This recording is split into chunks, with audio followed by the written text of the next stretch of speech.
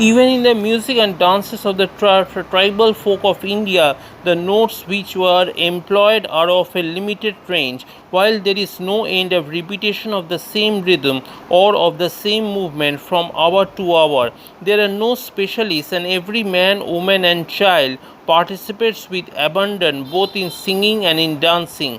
It is everybody's dance, for these are things which one enjoys not by watching others perform, but by joining in it oneself, and by temporizing from moment to moment.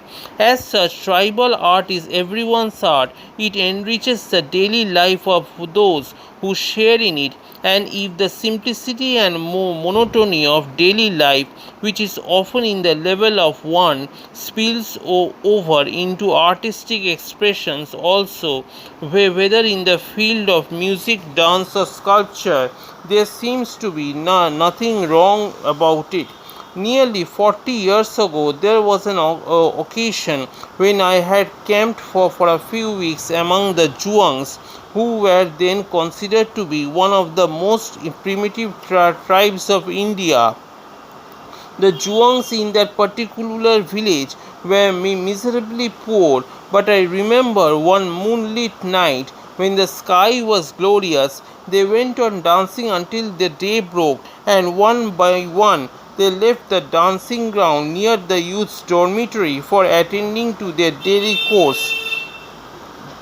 The small hamlet was situated in a valley deep within high mountains, and all through the night the sounds of drums and the simple notes which they sang went on reverberating deeply between the mountain walls. In the morning I asked one of them how they could pass the whole night without sleep and spend it in dancing and singing. An elderly Zhuang replied, "We have enough sorrows all through the day.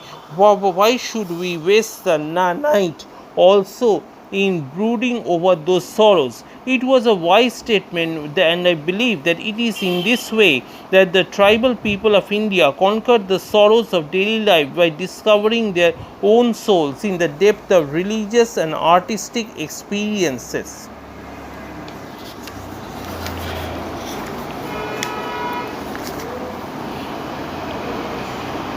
Human figures are rarely carved, but when they are in the memory of someone who was loved but is no more. There is no attempt, even in such examples, to reproduce and with fidelity any of the features of the departed. The figure of a woman carved more or less in the rough is enough to remind the brother who was responsible for execution of the dear sister whom he loved and who has left him.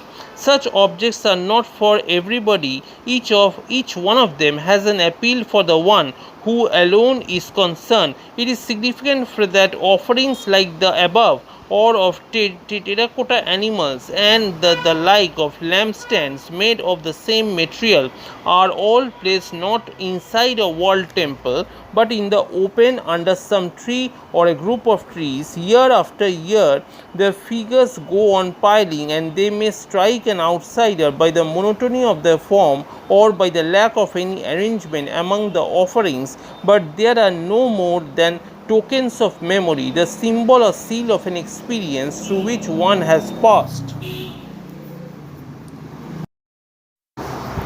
In the high Himalayan mountains, there are areas designated as scheduled areas, namely Lahaul and Spiti district, Kinnaur district, Pangi Tehsil, and Dharmaur sub Tehsil in Chamba district of Himachal Pradesh, where every inhabitant is given the privilege and benefits constitutionally guaranteed to the scheduled tribes. Yet, unlike the marginal cases described in the previous paragraph, the people of the scheduled areas of Kinnaur, for instance, are clearly grouped into castes.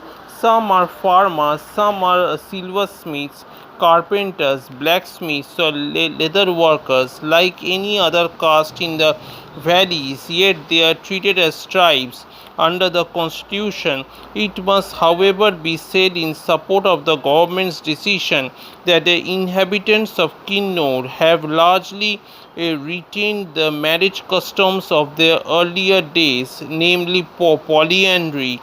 There are temples dedicated to Shiva or various devis or goddesses, and even to Buddha himself, and deities worshipped under Mahayana. But these do not in any way interfere with the identity as tribal people under the constitution. The continuance of tribal customs helps them to be marked off as a distinguishable community even within the caste system. The distinction between tribe and caste becomes very vague under the conditions described above. This privilege or benefit of exercising cultural autonomy, which tribes continue to enjoy even after they have been fully integrated into the Hindu economic system, gave to caste a resilience which helped to perpetuate it in spite of centuries of Muslims and British rule. Castes were undoubtedly also divided into privileged and underprivileged, dominant and suppressed classes. In spite of that element of weakness, its strength lay in the monopoly which was theoretically given to incorporated communities over certain occupations and the non-competitive orientation of the whole organization. Caste was an organization of differences, free at the upper end of beliefs and practices, but bound tight